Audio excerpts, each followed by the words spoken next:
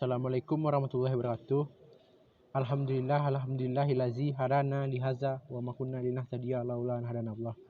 Asyhadu an la ilaha illallah wa asyhadu anna Muhammadar Rasulullah. Puji beserta syukur marilah kita panjatkan atas kehadiran Allah Subhanahu wa taala yang telah melimpahkan rahmat dan karunia-Nya kepada kita semua. Salawat beriringan salam marilah kita panjatkan kepada Nabi Yuna Muhammad sallallahu alaihi wasallam.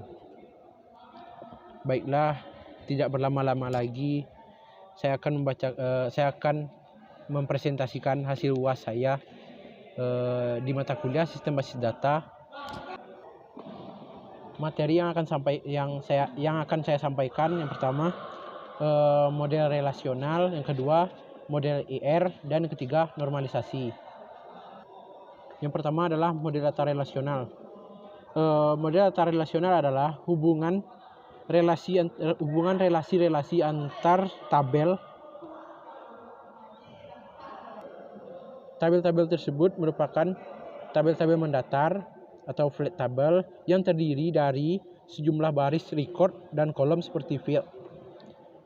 Adapun beberapa karakteristik diantaranya, yang pertama harus memiliki nilai tunggal atau single value yang bersifat atomik dan tidak bisa dipecah lagi. B. Semua entry atau elemen data pada suatu kolom tertentu dalam relasi yang sama harus memiliki jenis dan ukuran yang sama. Yang ketiga, masing-masing atribut dalam relasi harus memiliki nama yang unik. Yang keempat, dalam satu relasi tidak terdapat dua baris yang identik. B. Keuntungan model. Yang kedua, B. Keuntungan model relasional. Keuntungan dan kelemahan model relasional. Yang pertama, data sangat cepat diakses.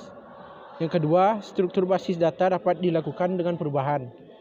Yang ketiga, data dipresentasikan secara logik atau user tidak membutuhkan data yang disimpan. Yang keempat, mudah untuk membentuk query yang kompleks dalam melakukan review data. Yang kelima, mudah untuk diimplementasikan integritas datanya. Keuntungan dan kelemahan model relasional. Yang pertama, data sangat cepat diakses. Yang kedua, struktur basis data mudah dilakukan perubahan. Yang ketiga, data direpresentasikan secara logik atau user tidak membutuhkan bagaimana data disimpan. 4. Mudah untuk membentuk query yang kompleks dalam melakukan review data. Yang kelima, mudah untuk mengimplementasikan integritas data. Yang keenam, data lebih akurat. 7. Mudah untuk membangun dan memodifikasi program aplikasi. Yang ke-8, telah dikembangkan struktur query language atau SQL. Kelemahan-kelemahan dari model data ini, yang pertama, kelompok informasi atau tabel yang berbeda harus dilakukan join untuk melakukan retrieve data. Yang kedua, user harus familiar dengan relasi antar tabel. Dan yang terakhir, user harus belajar SQL. C. Istilah-istilah dalam model relasional. Adapun beberapa istilah-istilah dalam model relasional. Yang pertama, relasi. Merupakan sebuah tabel yang memiliki baris dan kolom. B. Atribut. Merupakan kolom yang terdapat dalam relasi atau tabel. Pada contoh ini, atribut dari relasi mahasiswa adalah NIM, nama, jenis, dan kelamin dan jurusan. C. Domain. Merupakan kumpulan nilai yang bersifat atomik yang diizinkan atau valid sebagai nilai dalam suatu atribut. Selanjutnya, tuple merupakan kesatuan baris yang terdapat dalam relasi atau sering juga disebut sebagai rekor. Yang ketiga, yang degree. Dalam satu relasi merupakan jumlah atribut yang terkandung dalam sebuah relasi. Yang terakhir, kardinalitas. Dalam sebuah relasi merupakan jumlah tuple yang terdapat dalam relasi. D. Relational key dalam atribut. Nilai atribut merupakan suatu data aktual atau informasi yang disimpan pada suatu atribut di dalam suatu entity atau relationship. E. Key dan atribut deskriptif. Key adalah salah satu atau gabungan dari beberapa atribut yang dapat membedakan semua baris data atau row dalam tabel secara unik. Jika suatu atribut dijadikan sebagai key, maka tidak boleh ada 2 atau lebih baris data dengan nilai yang sama dalam atribut tersebut. Ada 4 macam key yang dapat diterapkan. Yang pertama, super key. Merupakan satu atau lebih atribut kumpulan atribut yang dapat membedakan setiap baris data dalam sebuah tabel secara unik. Contohnya, dari beberapa tabel mahasiswa yang dapat dijadikan super key adalah yang pertama, NIM, nama mahasiswa, alamat, terus tanggal lahir. Kedua, NIM, nama mahasiswa, dan alamat. Selanjutnya, kandidat key merupakan kumpulan atribut minimal yang dapat membedakan setiap baris data dalam sebuah tabel secara unik. Dari tabel mahasiswa yang dapat dijadikan kandidat key adalah NIM sama nama mahasiswa. Selanjutnya, primary key atau kunci utama. Di dalam primary key ini dapat dikategorikan sebagai key lebih sering dijadikan sebagai aturan. Key tersebut lebih ringkas dan jaminan keunikan key tersebut lebih baik. Selanjutnya, foreign key, atribut dengan domain yang sama yang menjadikan kunci utama pada sebuah tabel, tetapi pada tabel lain atribut tersebut hanya sebagai atribut biasa. Adapun atribut deskriptif. Atribut deskriptif adalah atribut yang tidak menjadi atau merupakan anggota dari primary key. Dari tabel mahasiswa yang termasuk dalam atribut deskriptif adalah nama mahasiswa, alamat, dan tanggal lahir. Ada beberapa jenis-jenis atribut deskriptif. Yang pertama, atribut sederhana atau simple atribut, dan atribut komposit atau komposit atribut. Atribut sederhana adalah atribut atomik yang tidak dapat diuraikan lagi menjadi sub-sub atribut. Sedangkan atribut komposit adalah atribut yang masih dapat diuraikan lagi menjadi sub-sub atribut yang masing-masing memiliki makna. Kedua, atribut bernilai tunggal atau single value atribut dan atribut bernilai banyak atau multi value atribut. Atribut bernilai tunggal ditujukan pada atribut-atribut yang memiliki paling banyak satu nilai untuk setiap baris data. Selanjutnya, atribut bernilai banyak. Atribut bernilai banyak ditujukan pada atribut-atribut yang dapat diisi dengan lebih dari satu nilai, tetapi jenisnya sama.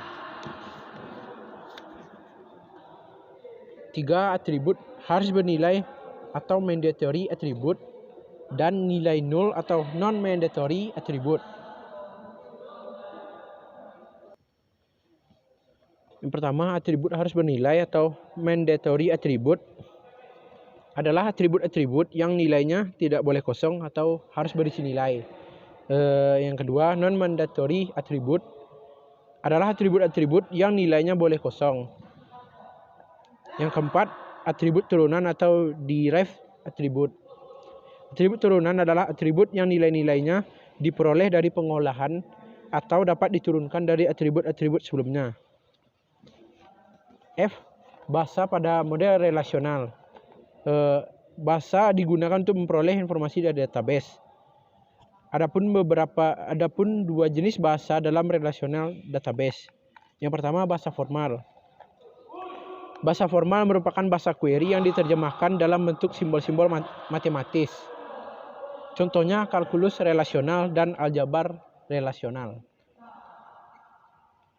A. Kalkulus relasional merupakan bahasa query non-prosedural di mana pemakai menspesifikasikan data apa yang dibutuhkan tanpa menspesifikasikan bagaimana untuk mendapatkannya. Bahasa kalkulus relasional terbagi menjadi dua bagian, yaitu kalkulus relasional tupel dan kalkulus relasional domain. B.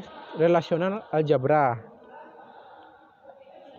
Bahasa relasional algebra merupakan bahasa yang bersifat prosedural yang terdiri dari 6 operator. Operator tersebut menggunakan satu atau dua relasi sebagai input dan menghasilkan relasi baru sebagai hasil. Berikut ke-6 operator dalam relational algebra. Yang pertama, select. Select digunakan untuk mendapatkan relasi baru sesuai kriteria yang sudah ditentukan. Yang kedua, project.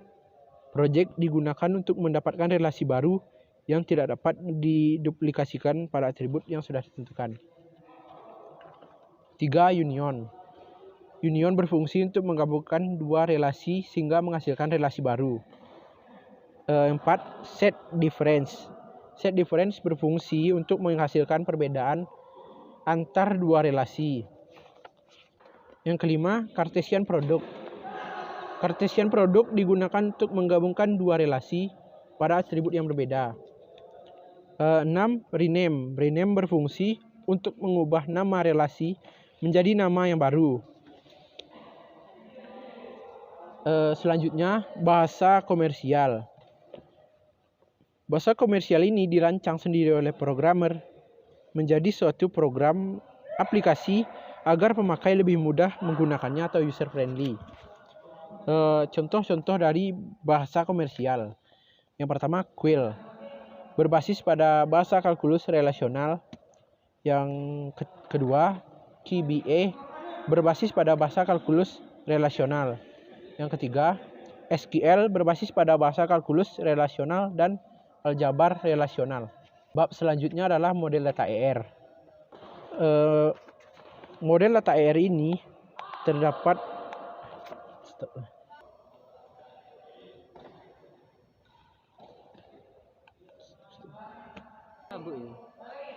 Model ER merupakan teknik rancangan basis data pada sistem yang sedang ditinjau yang menggambarkan kelompok-kelompok data dan hubungan atau relasi antar data dalam kelompok tersebut yang diwujudkan dalam bentuk diagram yang umum disebut diagram ER. Selanjutnya, model data.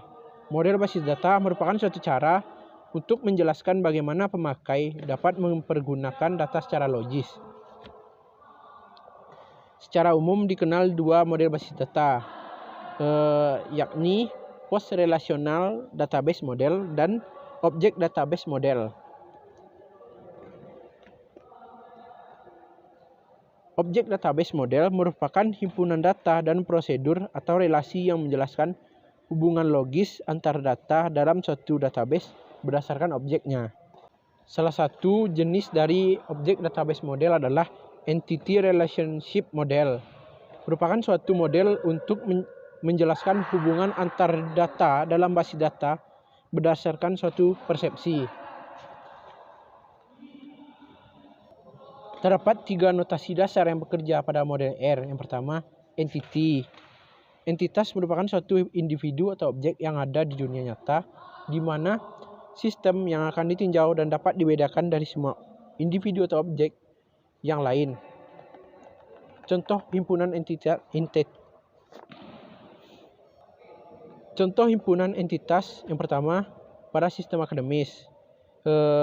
Contohnya dosen, mahasiswa, mata kuliah. Yang kedua pada sistem rumah sakit. Yang pertama dokter, pasien, terus obat. Selanjutnya pada sistem perpustakaan, buku, anggota, pegawai. B. Relationship atau relasi atau hubungan. Relationship adalah hubungan di antara beberapa entitas. Misalnya, relasi yang menghubungkan antar Tony dengan Rek 142.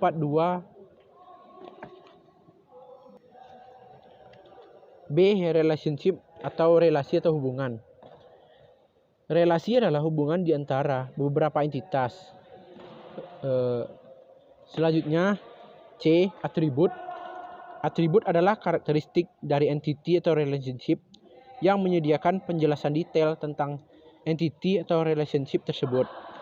Jenis kedua dari Object Database Model adalah Semantic Model. Model ini hampir sama dengan entity relationship, tetapi hubungan antar objek tidak dinyatakan dengan simbol atau kata-kata. Berarti semantik.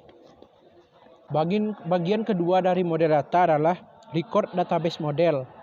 Model ini didasarkan pada record untuk menjelaskan kepada pemakai tentang hubungan logis antar data dalam sistem database. Adapun jenis record database model. Yang pertama, relational model. Relational model menjelaskan kepada pemakai tentang hubungan logis antar data dalam sistem database dengan memvisualisasikan ke dalam bentuk tabel yang terdiri dari baris dan kolom yang menunjukkan atribut tertentu. B.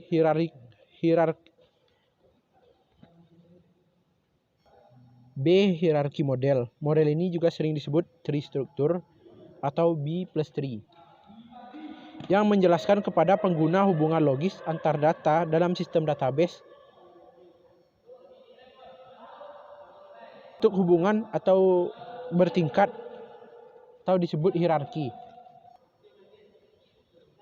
Selanjutnya kardinalitas atau derajat relasi. Kardinalitas relasi atau rasio kardinalitas menunjukkan jumlah entitas yang dapat dihubungkan ke satu entitas lain dengan suatu relationship set. Kardinalitas relasi meliputi sebagai berikut. Hubungan satu ke satu atau one to one. Yang kedua, hubungan satu ke banyak atau one to many. Yang ketiga, hubungan banyak ke satu atau many to one. Yang keempat, hubungan banyak ke banyak atau many to many.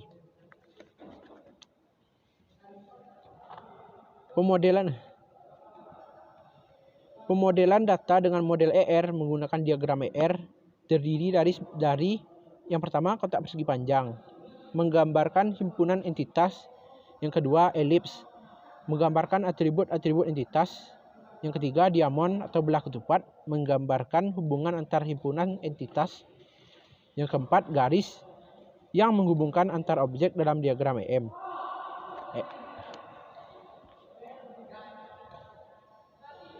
Entitas set lemah adalah entitas set yang tidak mempunyai primary key. Sedangkan entitas set kuat adalah entitas set yang mempunyai primary key. Normalisasi merupakan teknik rancangan basis data dari fakta data yang ada sesuai sistem yang sedang ditinjau dengan menerapkan aturan dan kriteria standar untuk mendapatkan struktur tabel yang baik dan normal. Dalam normalisasi terdapat beberapa atribut-atribut penting. Yang pertama, key dan atribut deskriptif. Yang saya bahas tadi di dalam model relasional. Adapun beberapa macam dari key tersebut. Yang pertama, super key. Yang kedua, candidate key. Yang ketiga, primary key. Yang keempat, foreign key. Selanjutnya, adapun beberapa atribut-atribut dari normalisasi. Yang pertama, atribut sederhana atau simple atribut dan atribut komposit atau komposit atribut. Yang kedua, atribut bernilai tunggal atau single value atribut. Yang ketiga, atribut bernilai tunggal atau single value atribut dan atribut bernilai banyak atau multi value atribut. Selanjutnya, atribut harus bernilai atau mandatory atribut dan nilai-nilai null atau non-mandatory atribut. Selanjutnya, atribut turunan atau derived atribut. C. Domain dan tipe data. Tipe data lebih merujuk pada kemampuan penyimpanan data yang mungkin bagi suatu atribut secara fisik tanpa melihat layak tidaknya data tersebut bila dilihat dari kenyataan pemakainya. Selanjutnya, domain lebih ditekankan pada batas-batas nilai yang diperbolehkan bagi suatu atribut dilihat dari kenyataan yang ada. Contoh domain nilai untuk SKS adalah 1, 2, 3, 4. Nilai-nilai tersebut lebih banyak dan sesuai dengan kenyataan. Ketergantungan fungsional atau fungsional dependensi. Diartikan sebuah tabel T berisi paling sedikit 2 buah atribut, yaitu A dan B. Kita dapat menyertakan notasi berikut ini. A dan B. Berarti A secara fungsional menentukan A. Berarti A secara fungsional menentukan B atau B secara fungsional tergantung pada A jika dan hanya jika setiap kumpulan berisi data atau row yang ada di tabel T. Normalisasi dengan ketergantungan fungsional. Ada 3 kriteria berikut. Yang pertama, jika ada dekomposisi atau penguraian tabel, maka di dekomposisinya harus dijamin aman atau lossless joint decomposition. Yang kedua, terpeliharanya ketergantungan fungsional pada saat perubahan data atau dependensi preservation. Yang ketiga, tidak melanggar Boyce Code Normal Form atau BCNF. Selanjutnya, Boyce Code Normal Form adalah sebuah tabel yang dikatakan telah memenuhi kriteria BCNF jika untuk semua KF dengan notasi X dan Y, maka X harus merupakan superkey pada tabel tersebut. Adapun beberapa kriteria dari BCNF. Yang pertama, bentuk normal tahap pertama atau first NF. Yang kedua, bentuk normal tahap kedua atau second NF. Yang ketiga, bentuk normal tahap ketiga atau third NF. Yang keempat, bentuk normal tahap keempat atau fourth NF. Dan presentasi dari saya di video ini. Terlebih dan terkurang mohon dimaafkan. Wabillahi taufiq wal hidayah. Wassalamualaikum warahmatullahi wabarakatuh.